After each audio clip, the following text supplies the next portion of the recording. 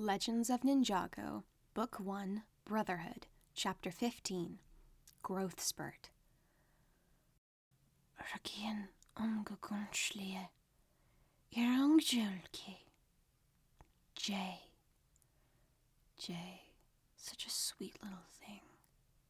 Too weak to move. He should be fine. Rest. Be safe. Jay couldn't tell if he had been dreaming, or if he had been fading in and out of consciousness. Whichever the case, he was now beginning to wake up, and he thought he could hear the others talking nearby. The air was warm and humid, and he could feel a gentle breeze play with the ends of his hair while birds chirped overhead. Yes, he was safe now, after the temple. The storm, and the skulkins, and the nunchucks, and the lightning. His eyes were open at once, and he looked around. Another forest stood above him, and the sun made it clear that it was afternoon. But he remembered all that had happened, that he had discovered his powers, and he was far too excited to remain asleep. He propped himself up and slowly felt his muscles scream out in defiance. It was then that he really saw how much he had grown. His legs definitely looked longer, and when he sat up, he felt taller. But he was also more toned. He wouldn't say muscular, but his arms did seem a tad more defined now than they had been before. He moved to flex one of his arms, a wide grin spreading across his face. But then his muscles cramped sharply and made him freeze. "Ah!" he cried from the pain. "Charlie horse!" "Jay's awake," Keaton said gleefully. "Don't move," said Wu, coming over. He squatted beside him and helped to relieve some of the pain by massaging his arm a little, then handed him a canteen full of cold rainwater. "Drink," he said firmly. The water felt good on his dry throat, and it tasted, for whatever reason, exceptionally good. Before long, the remaining dizziness he felt subsided. Looking up, he saw all of his teammates walking over to him, and felt dread instantly seize him. Some of what happened at the temple was still a blur, but he definitely remembered the fact that he had run away. "Good morning, Sleeping Beauty," said Cole, who sat down next to him with a playful grin. "How are you feeling? That was quite the light show you pulled back there." "Yeah," Kai piped up. "Since when did you become Master Blaster?" Wow, this wasn't the welcome he had expected at all. It gave him the confidence to slap on a smile and say, "Since I grew 10 inches cooler," while admiring himself for a second time. "Unfortunately, you didn't grow 10 inches smarter," said Anne, who was standing stiffly off to the side. Ugh, her. She'd get to the heart of things quickly if he didn't cut her off. "That's what we've got you for," Jay said sarcastically, flashing a fake grin in her direction. "I'm the fun one. You're the stick in the mud. I complete you." He held his grin for as long as he could, but Anne's withering glare was bringing on a fit of giggles, most notably from Keaton. Wu gave a subtle cough. "That's enough bickering, you two." "Like an old married couple," Kai whispered to no one in particular. Zane started coughing up a storm, hiding his obvious grin behind his hand and visibly trying to remain serious. Anne turned sharply and stomped away, looking for a place to be alone. "That's enough! Might I remind you that Anne is my top pupil," said Wu scrupulously. "And you would be wise to heed her words, young Jay." Jay shrunk back a bit as his sensei continued. "Now perhaps you wouldn't mind telling me what you were doing at the Sky Temple last night." Wu's stare was perhaps the most terrifying stare he had ever been subjugated to. His mind instantly went back to the other night, recalling all the misfortune he had endured with Butterscotch, and then his mysterious ally, but then it went further. To the glacier, and his argument with Cole, and not to mention the reason why he had run off in the first place. But how could he tell this story in front of everyone without insulting them, even a little?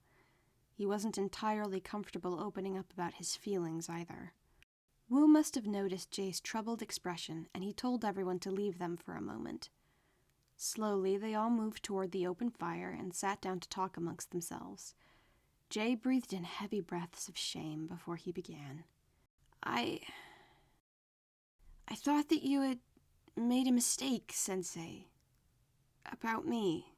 The words felt awkward, clumsy, not to mention stupid. and his stomach felt all knotted up as he spoke. He wished he was anywhere else right now, but once he started, he found that he couldn't stop.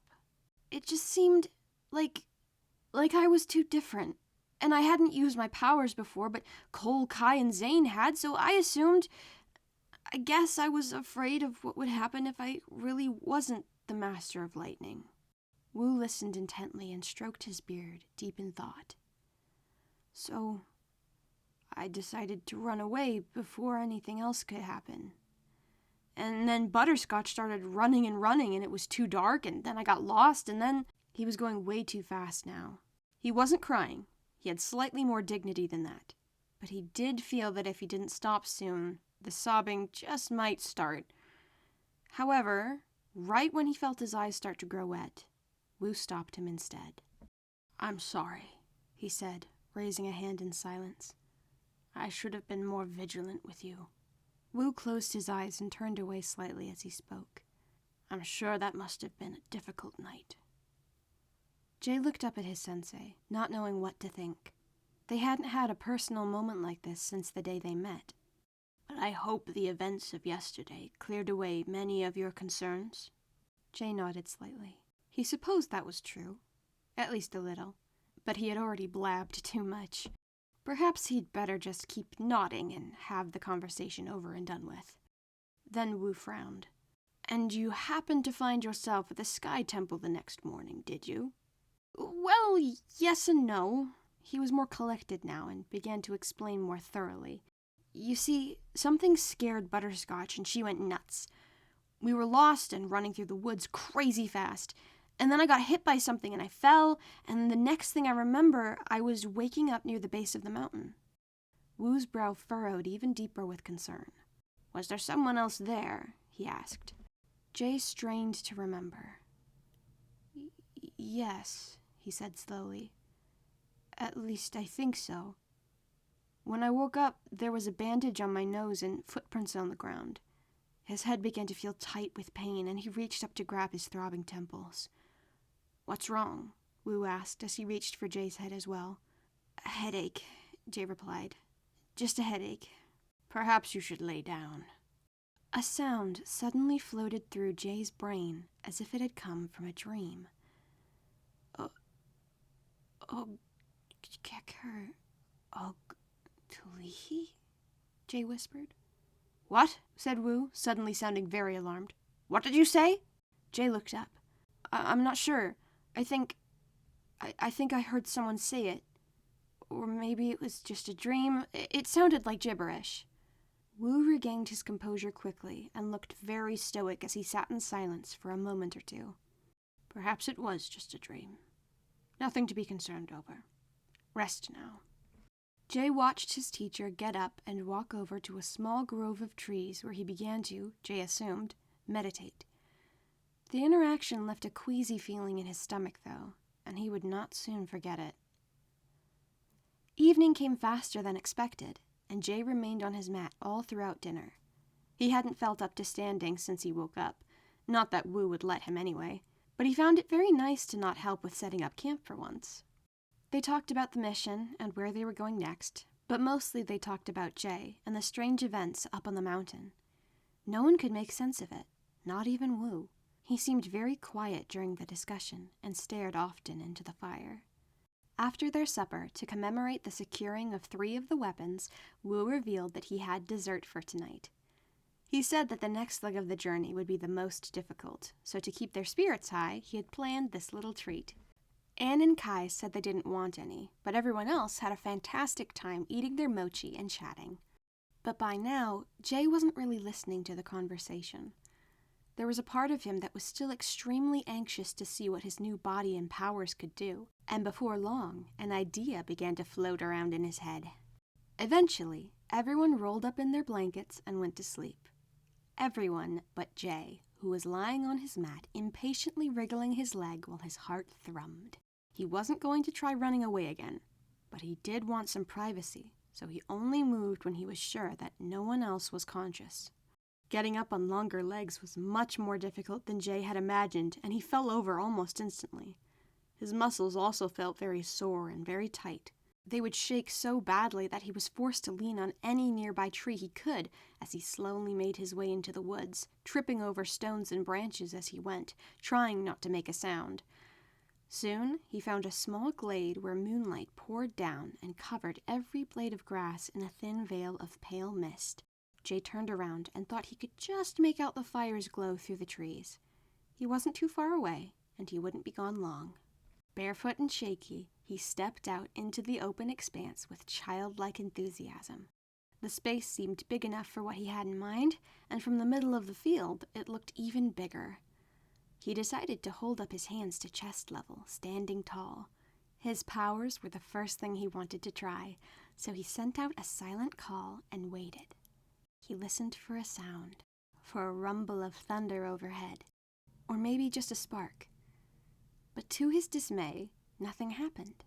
He thought hard for a moment, then realized that he had been holding the nunchucks before, so perhaps he needed to work twice as much to make this happen on his own. He closed his eyes and tried to feel the electrons and protons around him, and did his best to visualize in his mind what he wanted them to do. After a few embarrassingly awkward moments of this, he began to mutter, "Come on," over and over again. "Come on!" Still nothing. "Come on! Work, you stupid! Ah!" There was a flash of light, and Jay had definitely felt a surge of energy, but it disappeared before he could really see it. And the shock sent him reeling backwards, his arms flailing in the air like some kind of deranged chicken, and it nearly knocked him over. However, he wasn't going to let this deter him. He found his balance, closed his eyes, and tried again, promising that he would focus even more this time.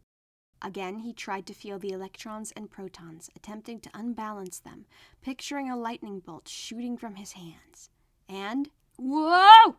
This time he had fallen over, and as he was lying on the grass, feeling his back grow cold and damp, he stared angrily up at the sky.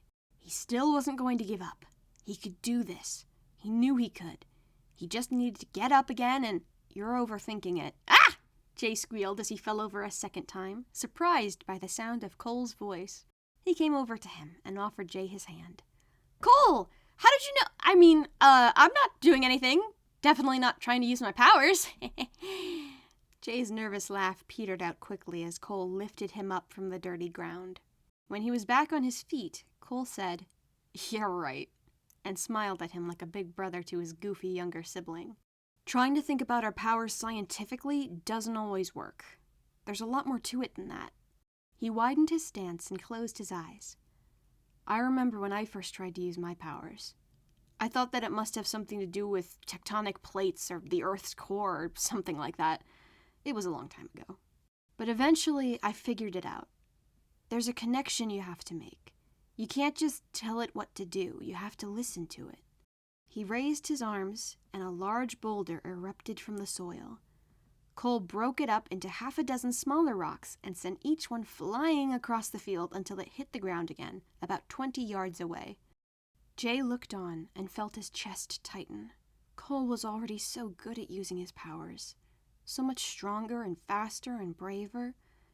Even with his powers unlocked, he still had a long way to go.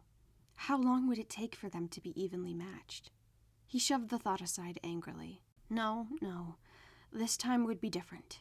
He was going to work extra hard and catch up. He closed his eyes and put his hands out, palm side up, trying his best to listen.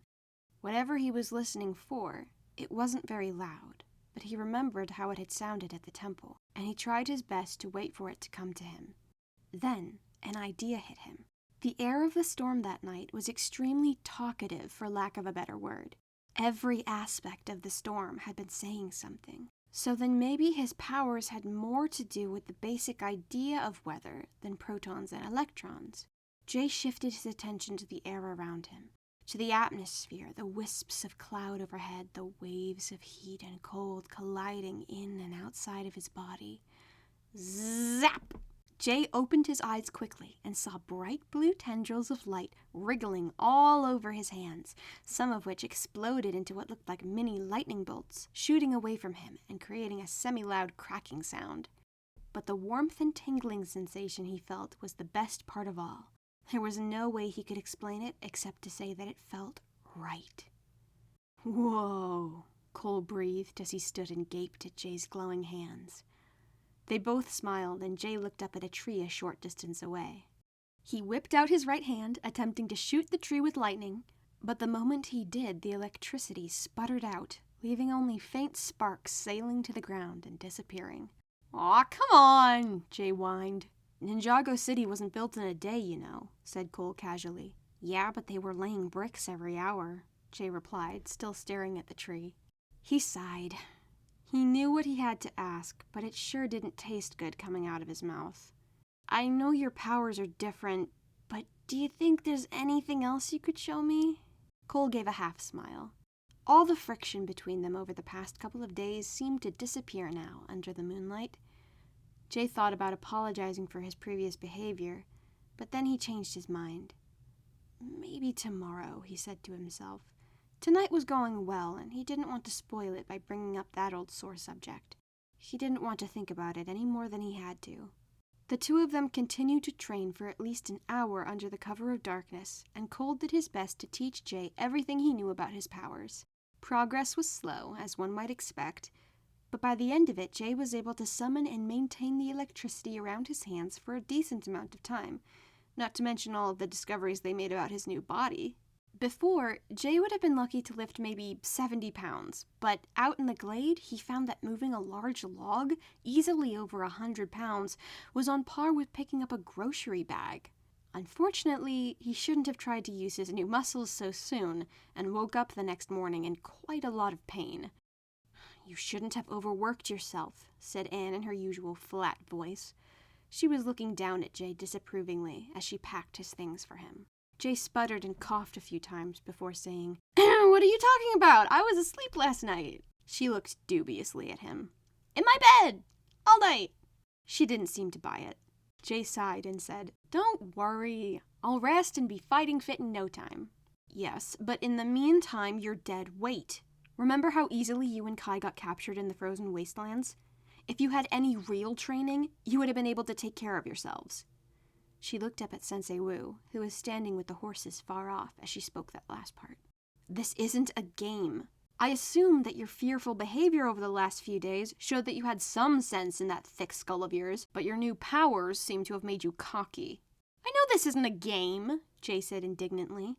Little did she know how much her words stung. "Then prove it," Anne replied. "Rest." She slung Jay's things over her shoulder and left to strap them onto her own horse, the horse they'd be sharing now that Butterscotch was missing. Jay's attention was suddenly drawn to the sound of angry muttering next to him. Kai was wrestling to get his mat rolled up and did not look to be in a good mood. He noticed Jay staring just then, and his frown deepened. "What?" he asked in almost a growl. "Nothing," said Jay quietly, and he turned away quickly. Some morning this turned out to be. But despite it all, Jay felt very optimistic about the future. He had his powers, he had his friends, and he had a mission. Nothing had gone too wrong so far, so there shouldn't be anything to worry about, right?